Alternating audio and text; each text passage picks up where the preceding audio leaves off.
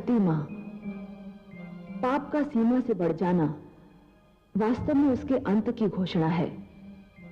असत्य को देखकर कुछ समय तक तो ये लगता है कि इसका अंत असंभव है, परंतु यदि उसका अंत असंभव होता तो मानवता और सभ्यता उस मंजिल पर न पहुंच पाती जहां वो आज दिखाई दे रही है।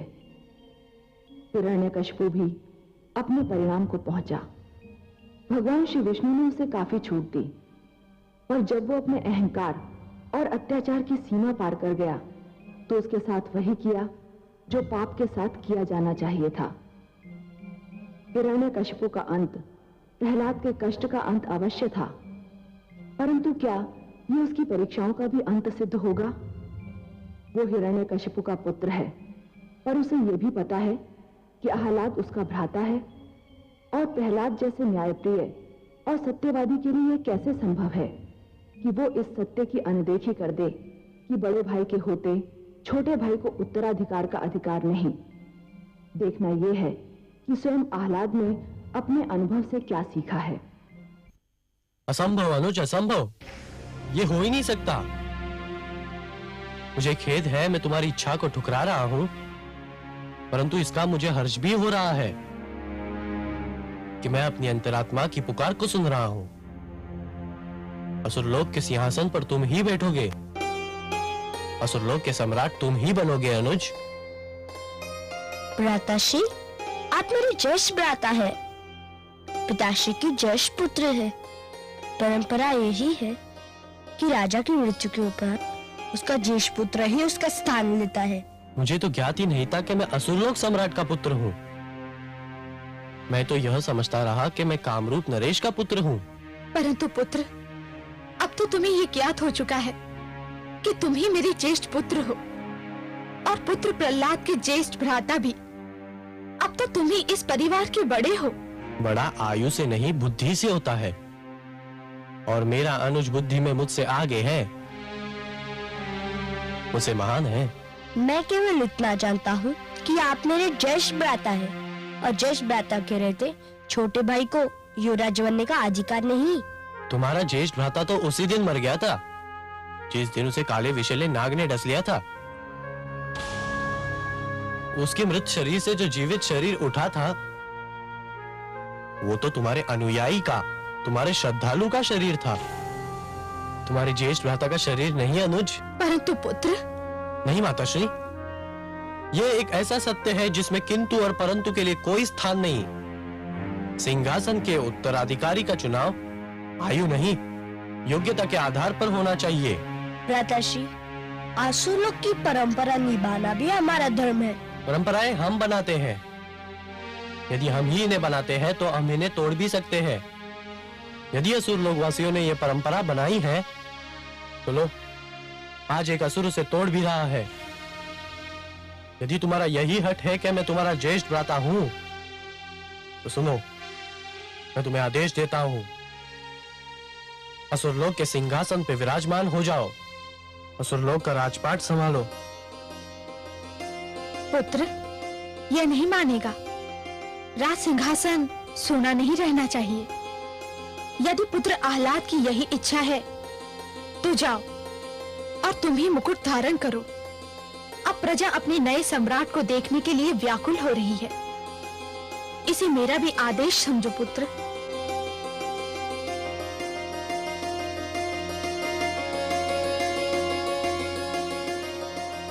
आयुष्मान भव पुत्र।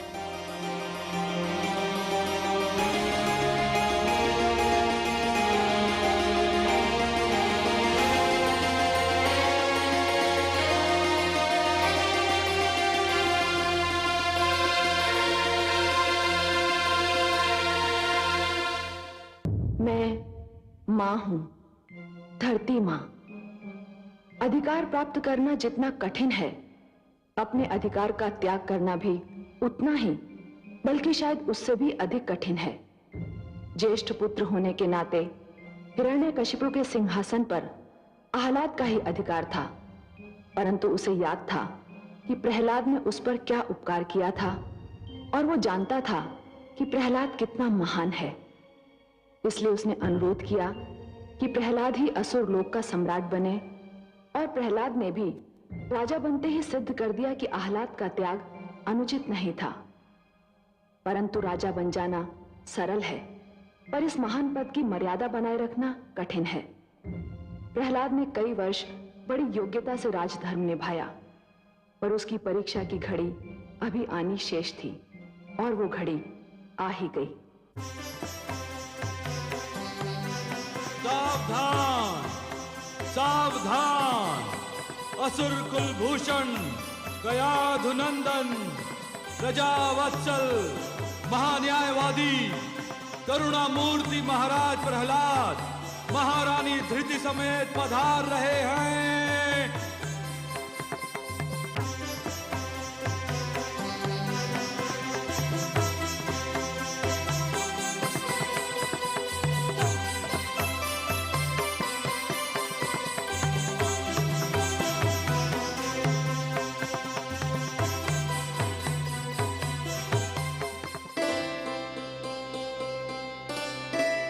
प्रणाम करता हूं भ्राताश्री। आयुष्मान भव। प्रणाम भ्राताश्री। सौभाग्यवती भव।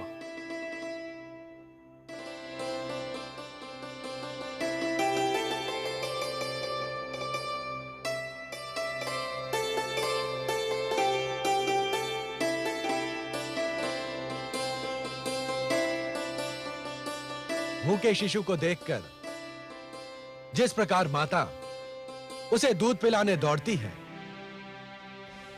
सूखे पेड़ पौधों को देखकर माली जिस प्रकार जल लेकर दौड़ता है, उसी प्रकार यदि प्रजा के कष्टों का समाचार सुनकर राजा न दौड़ पड़े तो उसके राजा होने पर धिक्कार है।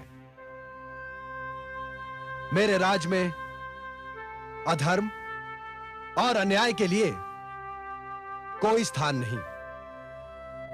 भय और आतंक का युग समाप्त हो गया है।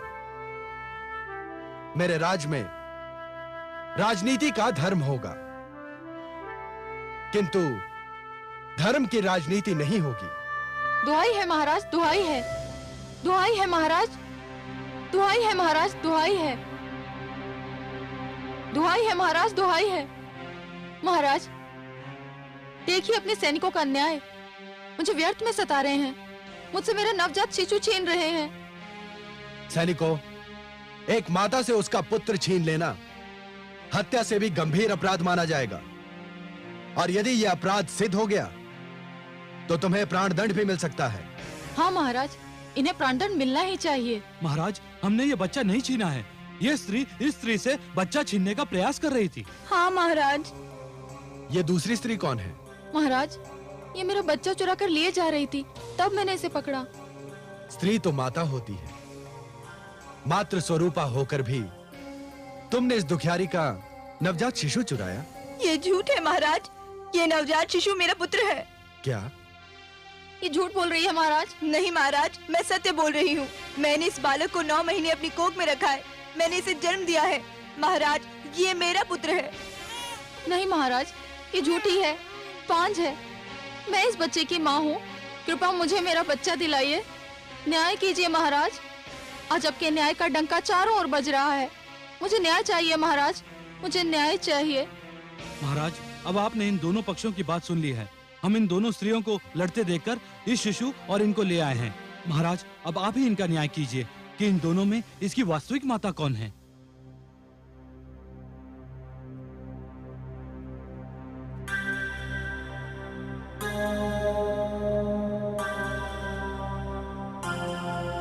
मौन क्यों धारण कर लिया महाराज? न्याय करने में विलंब क्यों?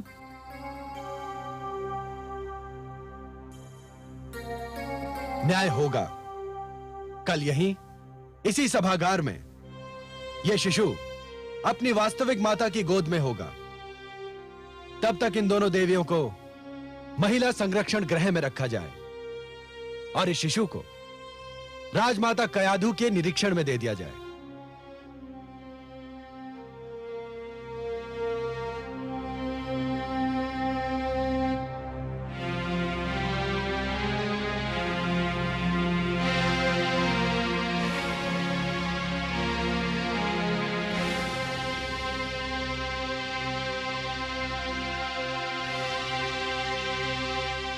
माते,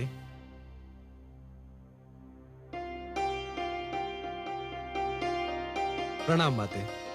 आयुष्मान भव पुत्र, अखंड सौभाग्यवती भव। बहुत उत्सुक दिखाई दे रहे हो पुत्र।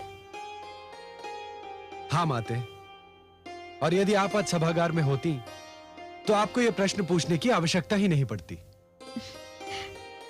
मैं जानबूझकर नहीं आई थी पुत्र।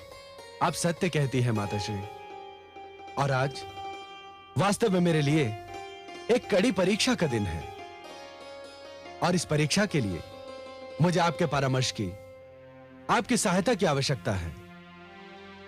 इस संकट को बिना आपकी सहायता के मैं पार नहीं कर सकता माते। ऐसा कौन सा संकट खड़ा हो गया है पुत्र? उस संकट का एक छोटा संकेत मैं आपकी सेवा में पहले ही भेज चुका हूं माते। राजमाता, ये शिशु तो चुप होने का नाम ही नहीं ले रहा है। जब से आया है निरंतर रोए जा रहा है। यही तो है मेरा संकट माते, यही है मेरी परीक्षा। क्या समस्या है पुत्र? समस्या यह है माते कि इस शिशु के साथ 2 स्त्रियां आई हैं, और प्रत्येक का कहना है कि वही इसकी माता है। अब ये शिशु स्वयं तो बता नहीं सकता कि इसकी माता कौन है, और मैं भी ये निर्णय लेने में असमर्थ हूं कि उन दोनों में से कौन सच बोल रही है और कौन झूठ। यह तो बहुत सरल निर्णय है पुत्र। शिशु की भूख वास्तविकता का निर्णय कर देगी। इस शिशु को दोनों स्त्रियों के पास भेज दो। जो इसको अपना दूध पिलाकर शांत कर देगी वही उसकी माता हो। आपका परामर्श बहुत उत्तम है माते, परंतु जब आपने ही यह परामर्श दिया है तो मेरी विनती है कि शिशु को उन दोनों स्त्रियों के पास भी आप ही ले जाएं और देखें कि उन दोनों में से कौन इसे दूध पिलाती है। फिर तो यह निर्णय आप स्वयं कर देंगी कि शिशु की माता कौन है। असुर लोक सम्राट की यही सहायता करके मुझे प्रसन्नता होगी।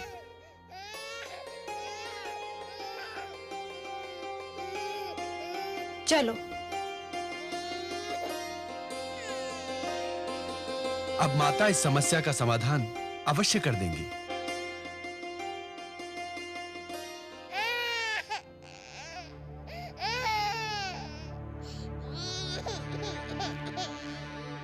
क्या हुआ?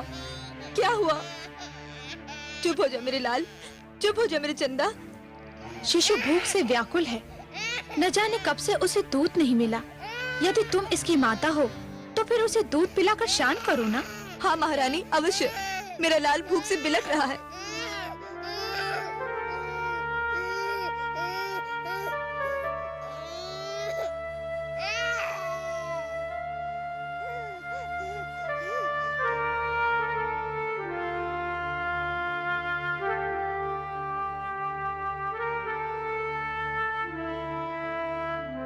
हो ना हो, शिशु की माता यही है।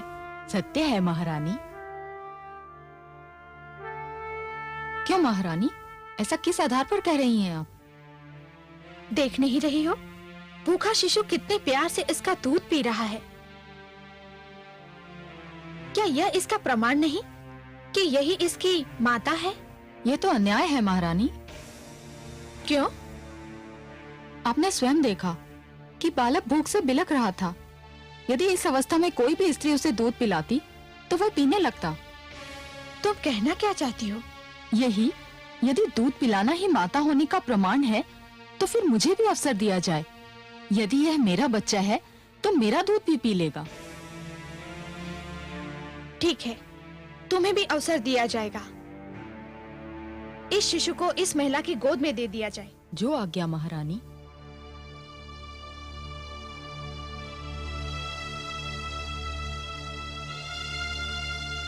लाओ, शिशु मुझे दे दो।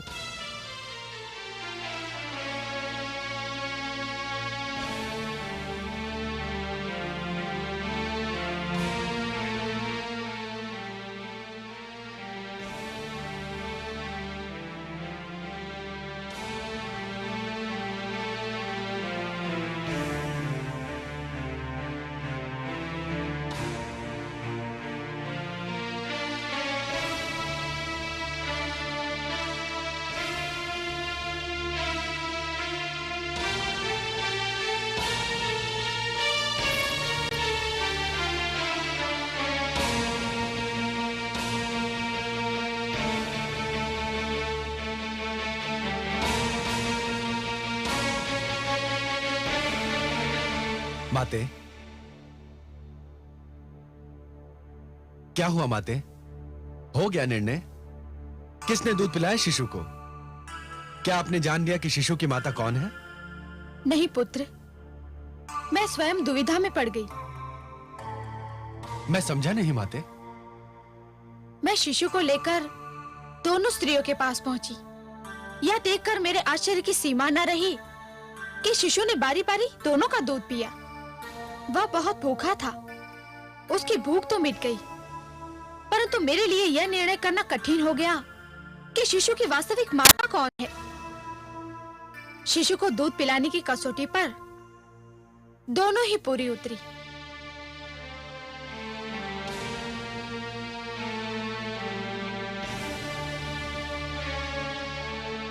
यदि मेरे विष्णु मेरी परीक्षा इसी प्रकार लेना चाहते हैं तो यही सही। लगता है मेरे पुत्र की परीक्षा की श्रृंखला कभी समाप्त ही नहीं होगी। बेचारा उस समय से परीक्षा दे रहा है जब से माता के गर्भ में आया था, और उसी समय से हर तपस्या में वो सफल भी हो रहा है। जन्म से मृत्यु तक परीक्षाओं से जूझना ही तो जीवन का सौंदर्य है महादेवी। जीवन के हर क्षण अपने अस्तित्व का प्रमाण देने के लिए परीक्षाएं तो देनी ही पड़ती हैं। महादेवी, यदि परीक्षाएं ना हो तो जीवन सपाट और नीरस बन जाए। परंतु इस समय वो ऐसी परीक्षा दे रहा है जो उसके ज्ञान क्षेत्र से बाहर है। क्या तू स्त्री होकर नहीं पहचान पाई कि शिशु को दूध पिलाने वाली दो स्त्रियों में से वास्तविक माता कौन है? मेरा पुत्र तो पुरुष है, वो ये कैसे पहचान पाएगा? यही तो ज्ञान की कसौटी है महादेवी। एक ज्ञानी व्यक्ति वही होता है जो यदि किसी प्रश्न का उत्तर नहीं जानता तो चहुओर देखता है, दूसरों के अनुभवों से और दूसरों की चिंतन शक्ति से ज्ञान जुटाने का प्रयास करता है। हे महादेवी, जिस प्रकार एक दीपक दूसरा दीपक जला सकता है, उसी प्रकार दूसरों के ज्ञान और अनुभवों से और दूसरों की चिंतन शक्ति से स्वयं अपना ज्ञान भी तो बढ़ाया जा सकता है, और एक राजा के लिए यह नितांत आवश्यक है। मुझे तो उलझन हो रही है कमल नयन। महादेवी, आप प्रहलाद की चिंतन शक्ति पर विश्वास कीजिए। देखिए तो सही कि प्रहलाद में इन परिस्थितियों से निपटने की कितनी क्षमता है।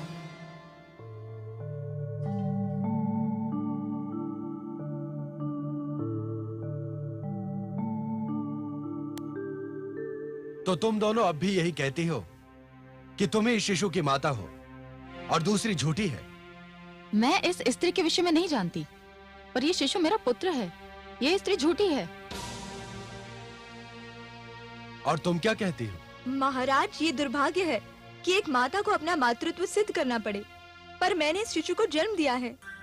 महाराज, मेरी समझ में नहीं आ रहा कि निर्णय करने में देर क्यों हो रही है।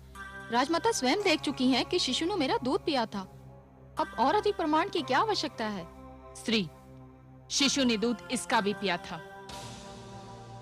आप स्वयं माता है महारानी, आप तो जानती हैं कि भूख में शिशु की क्या दशा होती है। शिशु न जाने कब से भूखा था, इसलिए हम दोनों का दूध पी गया।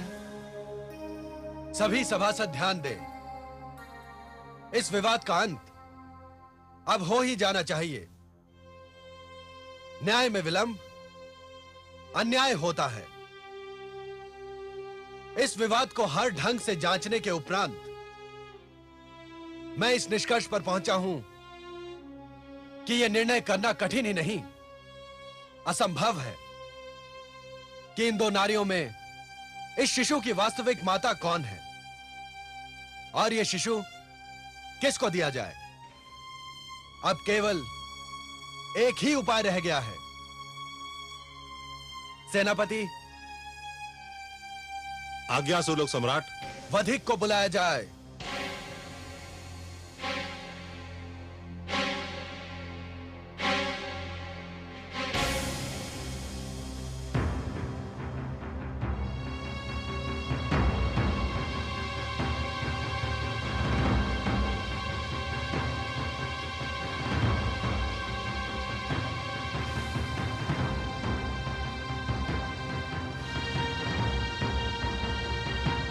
आज्ञा सम्राट, सेवक उपस्थित है। क्योंकि यह सिद्ध नहीं हो पा रहा है कि शिशु की वास्तविक माता कौन है। मेरा निर्णय है कि शिशु के शरीर के 2 टुकड़े कर दिए जाएं, आधा एक को और आधा दूसरी को दे दिया जाए। वधिक, इस शिशु के 2 टुकड़े कर दो। जो आज्ञा। नहीं लाओ शिशु। नहीं नहीं नहीं नहीं महाराज, नहीं, इस शिशु के 2 टुकड़े न कीजिए। ये शिशु इस स्त्री को ही दे दीजिए। मुझे नहीं चाहिए ये शिशु।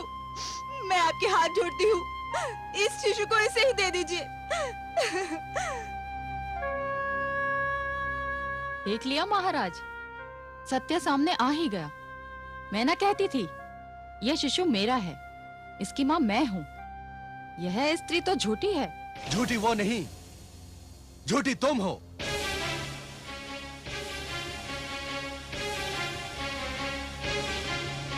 ये आप क्या कह रहे हैं? अब तो सिद्ध भी हो गया है। हाँ, सिद्ध हो गया। तुमने स्वयं सिद्ध कर दिया कि तुम इस शिशु की माता नहीं हो। तुमने इसे जन्म नहीं दिया है। संसार की कोई माता यह सहन नहीं कर सकती कि उसकी आंखों के सामने उसके शिशु के 2 टुकड़े कर दिए जाएं। यदि ऐसा हुआ तो इस संसार में प्रलय आ जाएगी। जिसने जन्म दिया हो वो तो अपने शिशु की हत्या पर धरती आकाश एक कर देगी। जब इस महिला ने रोकर कहा कि शिशु के 2 टुकड़े न किए जाएं, उसी समय सभी की अंतरात्मा पुकार उठी। मां न होती तो इस दुष्टा की भांति इस शिशु का 1 टुकड़ा लेकर संतोष कर लेती, चुप बैठ जाती।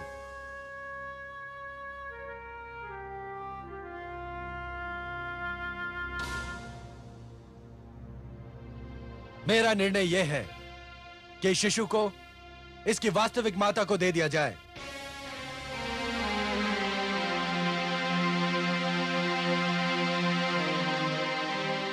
और इस झूठी का सिर धड़ से अलग कर दिया जाए।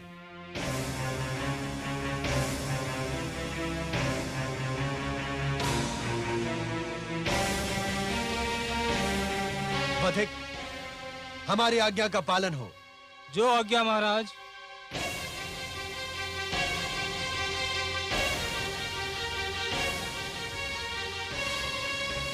तुम्हारी कोई अंतिम इच्छा हो तो व्यक्त कर दो, पूरी की जाएगी।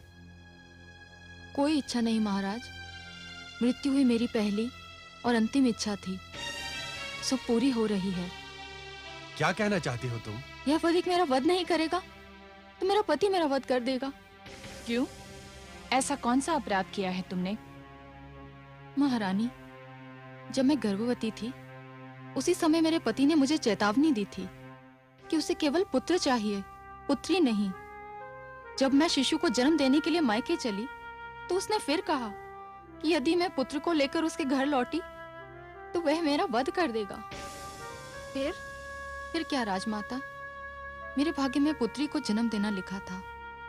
मैंने कन्या को जन्म दिया। मैं जान गई कि मेरा पति मुझे मार डालेगा। यह अबला मेरी पड़ोसन थी, इसने बालक को जन्म दिया था। मैंने अपनी पुत्री अपनी माता को सौंपी और इसका पुत्र लेकर भागना चाहा। महाराज, इस वधिक को आदेश दीजिए कि मेरी दुखद कहानी का अंत कर दे। अपराधी ये नहीं, वास्तविक अपराधी तो इसका पति है। नहीं देवी, वास्तविक अपराधी ये समाज है जो बालक को कन्या पर प्राथमिकता देता है।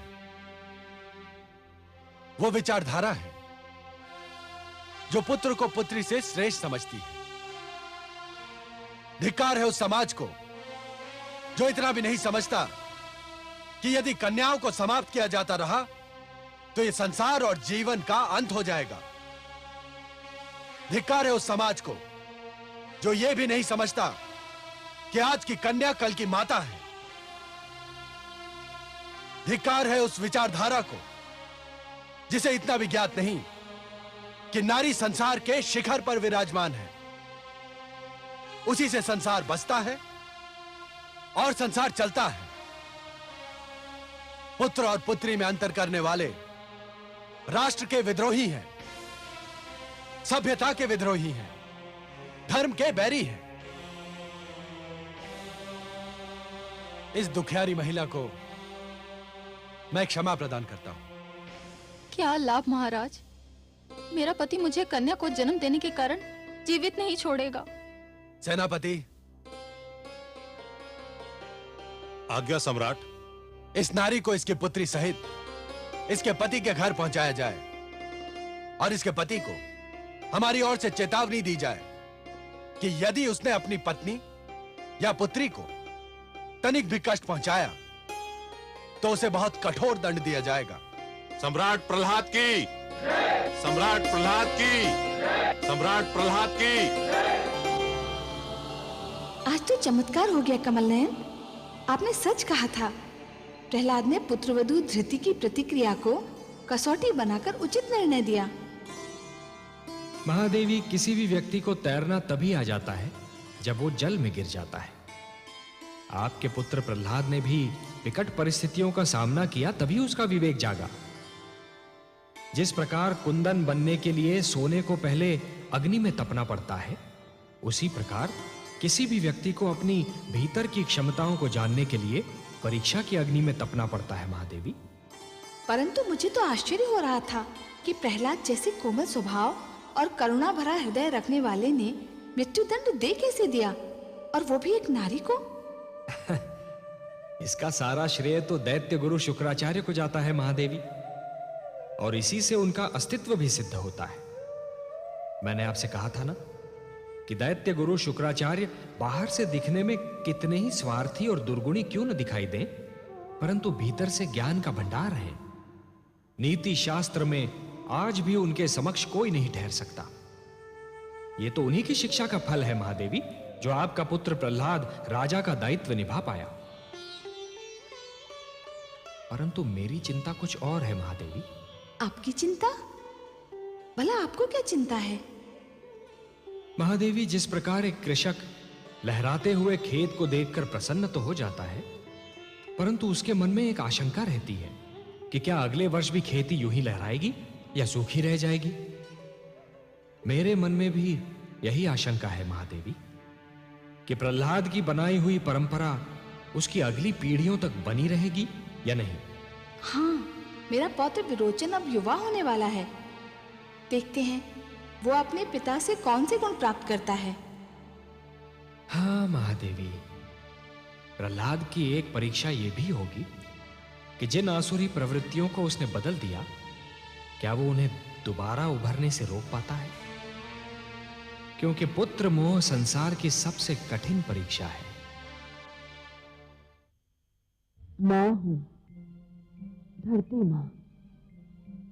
भगवान श्री विष्णु ने जब माता लक्ष्मी से कहा कि यदि नई पीढ़ी को पिछली पीढ़ी के यश संभालने के लिए स्वयं भी उन परंपराओं का पालन करना पड़ता है जिनके कारण पिछली पीढ़ी को यश प्राप्त हुआ था, तो मैं समझ गई कि प्रहलाद की कथा में कोई नया और रोमांचक मोड़ आने वाला है, जिसका संबंध उसके पुत्र से है।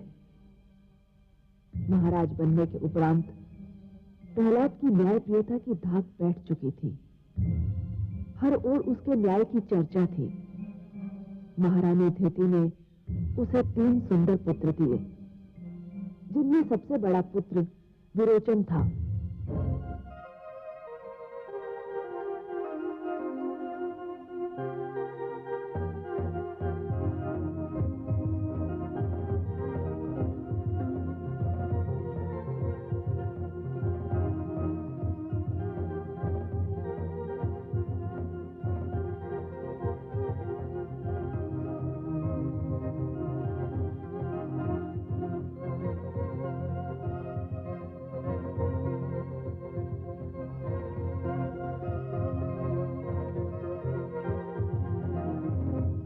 पिताश्री, यशस्वी भव पुत्र। मैं तुम्हारी ही प्रतीक्षा कर रहा था। प्रणाम दादीश्री। आयुष्मान भव पौत्र। पिताश्री, मुझे आपका आदेश मिला कि आप मुझसे इसी समय मिलना चाहते हैं। क्या कोई सेवा है मेरी योग्य? आज्ञा दीजिए। राजमाता से परामर्श के उपरांत मैं इस निष्कर्ष पर पहुंचा हूं कि तुम्हें युवराज घोषित करने का समय आ गया है। पिताश्री, ईश्वर आपको लंबी आयु दे और मेरे सिर पर आपकी छत्र छाया बनाए रखे। किंतु इतनी शीघ्रता की क्या आवश्यकता है? मैं आपका पुत्र हूं, यही मेरा सबसे बड़ा सौभाग्य है। और आप जैसा न्यायप्रिय व्यक्ति इस असुर लोक का सम्राट है। यह समस्त असुर लोक का सौभाग्य है पिताश्री। यह तुम्हारे आज्ञाकारी और विनम्र होने का प्रमाण है। किंतु जैसे राजा ईश्वर का प्रतिनिधि होता है, वैसे ही युवराज राजा का प्रतिनिधि है। युवराज हो तो प्रजा को यह विश्वास रहता है कि किसी कारणवश यदि राज्य में राजा उपस्थित न हो तो भी उसका कोई रक्षक, उसे न्याय दिलाने वाला उपस्थित है। मुझे अत्यंत हर्ष है कि गुरुदेव शुक्राचार्य ने तुम्हें वो समस्त शिक्षा प्रदान की है जो एक राजा बनने के लिए आवश्यक होती है। इसीलिए मैं तुम्हें युवराज घोषित करने में विलंब नहीं करना चाहता। पिताश्री, यदि आपका यही आदेश है और दादी श्री की भी यही इच्छा है तो मैं इसे स्वीकार करता हूं। चुप चुप जियो मेरे पौत्र। मैं जानती थी कि मेरा लाडला दुलारा पौत्र मेरी इच्छा का आदर करेगा। चुप चुप जियो मेरे लाल, यशस्वी भव। तो जाओ, गुरुदेव का आशीर्वाद प्राप्त कर उनसे हमारी ओर से विनती करो कि तुम्हारे युवराज होने के समारोह का शुभ मुहूर्त बता दें, ताकि इस भव्य समारोह की तैयारियां की जा सके। जो आज्ञा पिताश्री।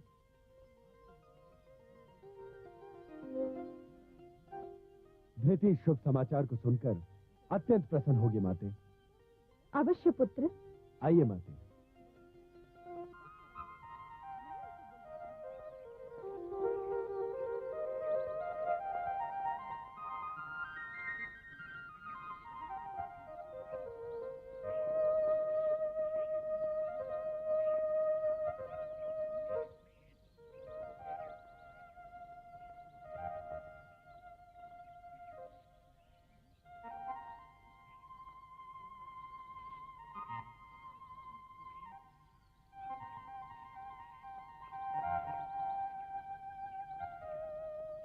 प्रणाम गुरुदेव।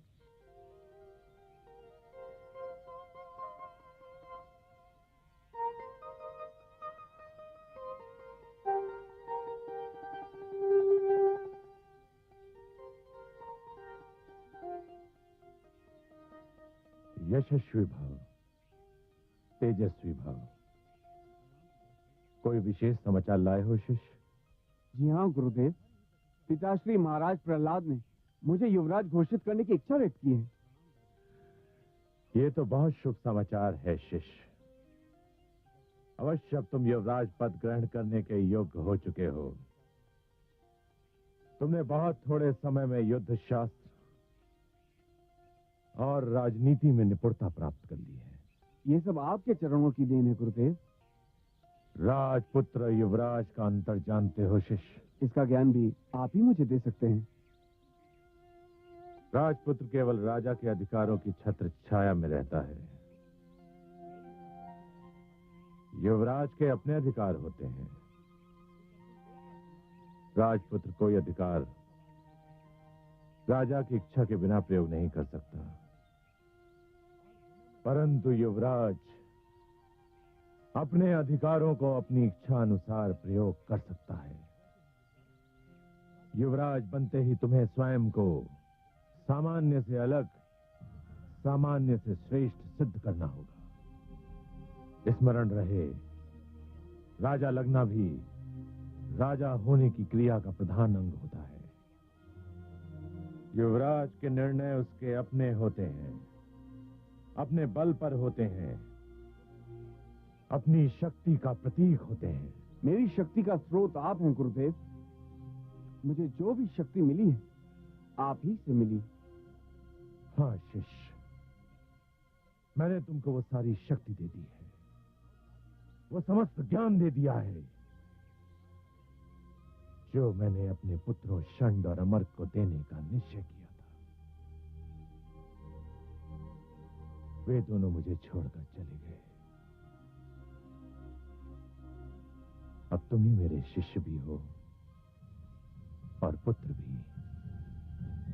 मैं आपका आभारी हूं गुरुदेव। शिष्य विरोचन, युवराज राज का स्तंभ होता है, राजा के उपरांत ही नहीं, राजा के साथ ही युवराज पर राज का बोझ होता है। मेरी इच्छा है कि जितना शीघ्र संभव हो तुम प्रहलाद के कंधों का बोझ अपने शक्तिशाली कंधों पर ले लो। जाओ, मैं शुभ मुहूर्त निकालकर स्वयं महाराज प्रहलाद के पास जाऊंगा। जो आज्ञा गुरुदेव। आयुष्मान भव।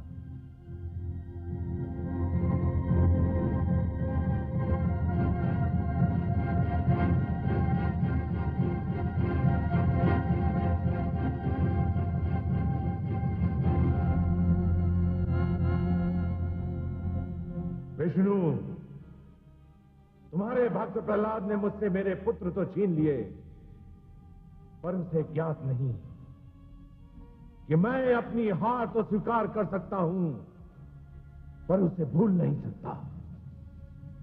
तुम देखना कि विरोचन अपने अधिकारों का प्रयोग किस प्रकार करता है। प्रहलाद ने जिस प्रकार मेरे पुत्रों से मुझे पराजित करवाया, ठीक उसी प्रकार अब मैं भी उसी के पुत्रों से उसे पराजित करूंगा। इसके लिए मैंने 30 वर्षों तक प्रतीक्षा की है। सुलग रही थी हृदय में बदले की जो आग, अवसर ने जब दी हवा, आग उठी वो जाग। दैत्यों की गुरुदेव ने हरि को दी ललकार,